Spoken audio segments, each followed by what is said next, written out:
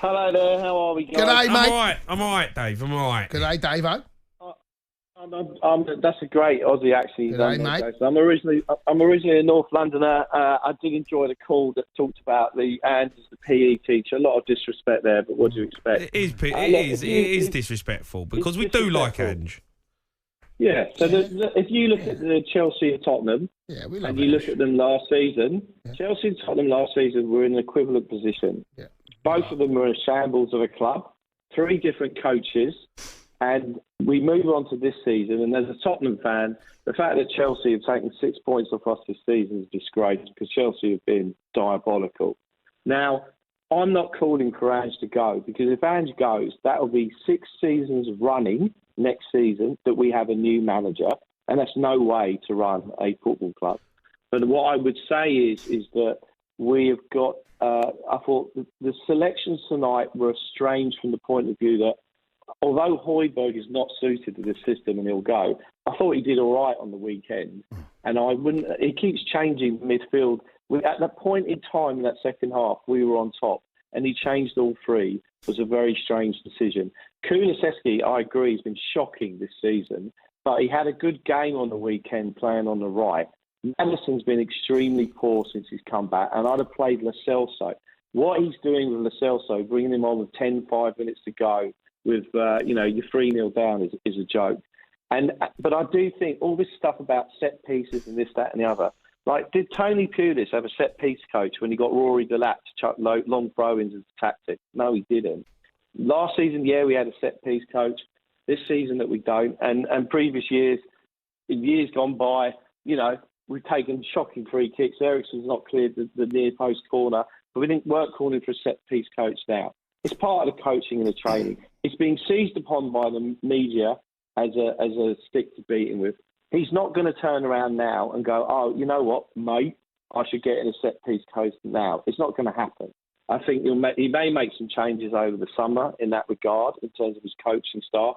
It was quite an odd comment he made this week that not necessarily everyone's buying into it. But the fact of the matter is this. There was no other option to get him in.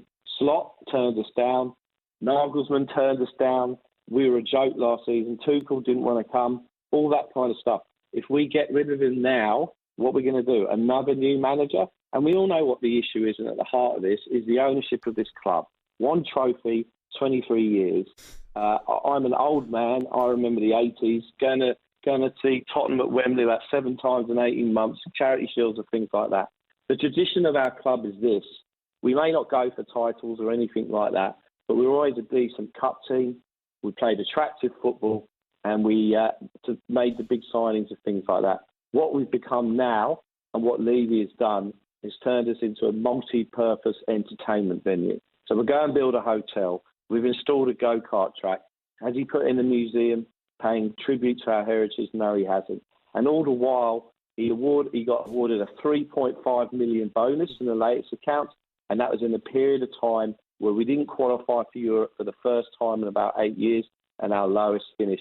He's the chairman of a football club. I accept that he's going to be rewarded for commercial endeavours. But if you're the chairman of a football club in a time where you've had 3 coaches in 1 season and our worst finish in years, there's something wrong there. And the fact of the matter is, and the point that you boys made is about Kane. Kane was going to go. He wasn't going to sign a new contract, and I don't blame him whatsoever.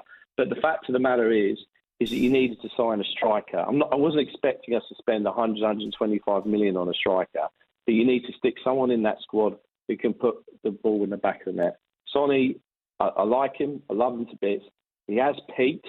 He can play on the left, rotated next season. He's not a striker. He's not going to hold up the ball. And that's played well to start the season, though, as a striker.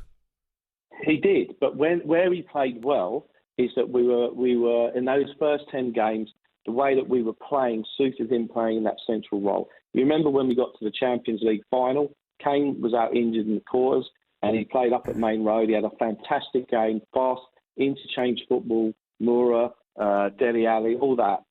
But now we have issues. And the thing about the goalkeeper, I like him, but he needs to sort out being a physical presence in terms of punching down and stuff like that. That's a real issue that we've got, and hopefully it's sorted out. And finally, Van der Ven, look, everyone's been raving about him, very quick. But if one of his deficiencies is his inability to attack the ball and defend it as a centre half, that's a real issue. Dave, brilliant call, mate. Great call. Yeah, really good call. So keep your calls coming in. We want to get through it. Spurs fans want to come on. We'll have a bit of fun. And listen, we got beat. Let's have a bit of fun. Let's have some fun. I know what's Chelsea coming. let's have fun. I know what's coming. The crying baby noise and all that rubbish is coming. Jay, do you know what? Just deal with it. Jay, do you know what? Let's have some fun, mate. I mean, Spurs got beat again at Chelsea. I mean, it's standard, isn't it? I mean, it's happened again. 03717. It's happened again. 22 Tottenham Hotspur, it's happened again. The Sports Bar with Jamie O'Hara and Jason Cundy. Monday to Thursday nights from 10 on AM, on DAB, via the talkSPORT app and on your smart speaker. talkSPORT.